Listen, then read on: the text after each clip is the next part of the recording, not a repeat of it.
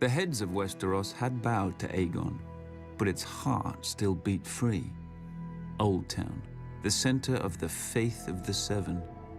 There dwelt the High Septon, the father of the faithful, who commanded the obedience of all Westeros, save the savages of the north and their old gods.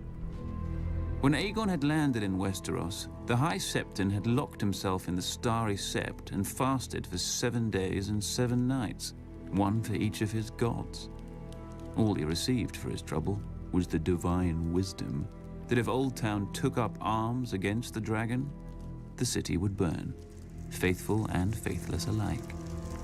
After the submission of House Stark, Aegon marched towards Old Town, steeling himself for another battle. But he found the gates open, with the High Septon welcoming him.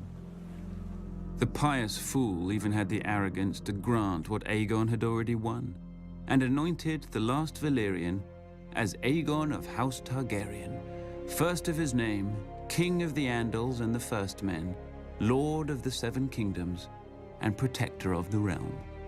As if titles meant anything to a man before whom time itself now bowed. The Maesters would hence divide all history into before and after conquest. Most expected Aegon to stay and make Old Town his seat. But soon after his coronation, Aegon returned to the mouth of the Blackwater River, where he had first set foot on Westeros. A small town had since sprouted around his primitive fort. To honor their new master, the locals dubbed it King's Landing, though it looked more fit for a hedge knight, with wooden palisades, muddy streets, and piles of mangled swords carted in from every corner of the conquest.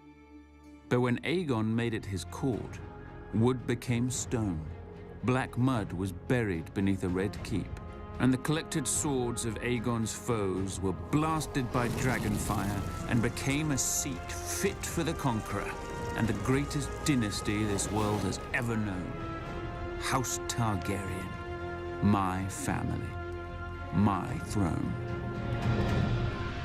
Or so it should have been.